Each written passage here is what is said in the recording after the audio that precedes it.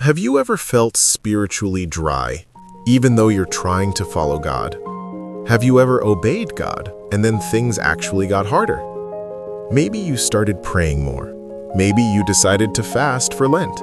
Maybe you committed to reading scripture daily, and instead of feeling closer to God, you feel tired, quiet, disoriented. And somewhere in the back of your mind, you wonder, did I do something wrong?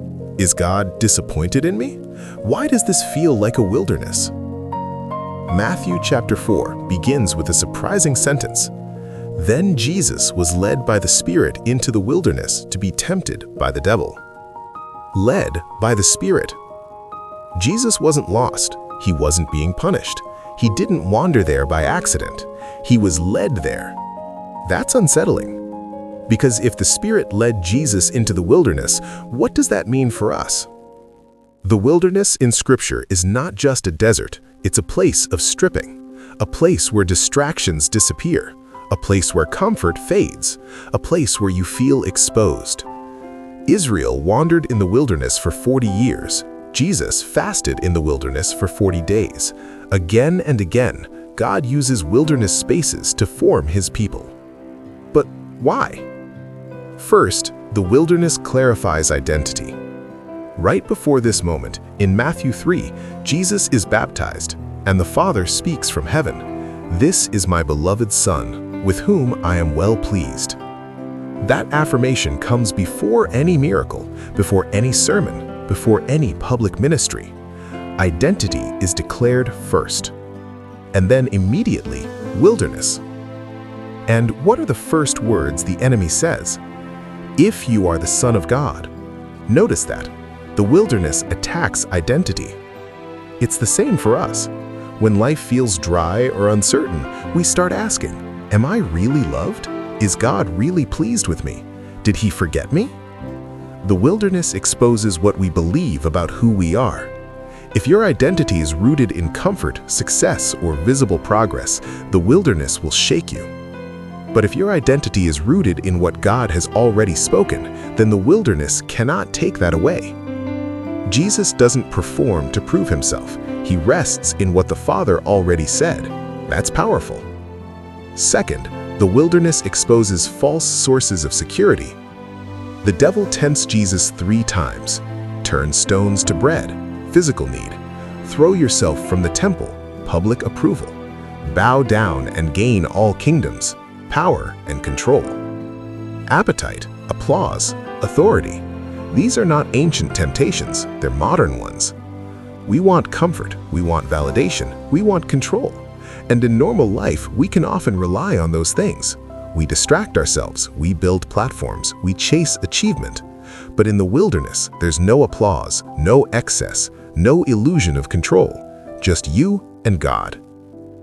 Deuteronomy chapter 8 says God led Israel into the wilderness to humble them and test them to know what was in their heart. The wilderness reveals what we truly trust. Sometimes God removes the very thing we lean on, not to hurt us, but to show us what has quietly replaced Him. Third, the wilderness deepens dependence. Jesus answers every temptation with Scripture.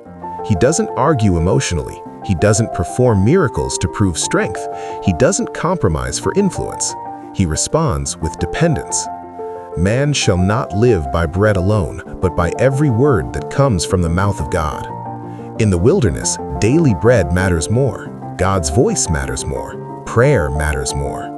The wilderness trains your soul to say, I need you. It's spiritual muscle building. And here's something important. The wilderness is not punishment, it's preparation. Jesus' wilderness came before His ministry exploded, before the crowds, before the miracles, before the impact. The wilderness wasn't a setback, it was strengthening.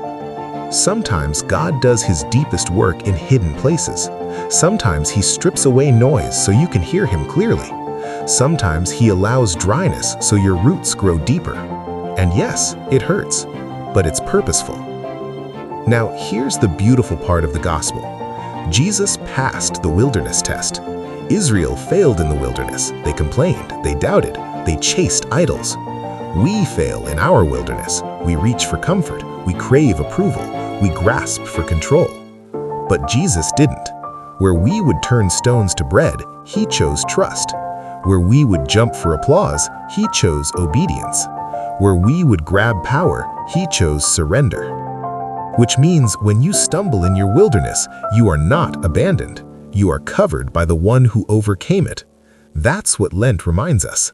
Lent is not about proving ourselves to God. It's about remembering that Jesus already stood firm for us. So let me ask you, are you in a wilderness right now? Does life feel stripped down? Does God feel quiet? Has something been taken away? Are you in a season of waiting? Maybe it's not punishment. Maybe it's formation. Maybe God is clarifying your identity. Maybe he's exposing a false security. Maybe he's deepening your dependence.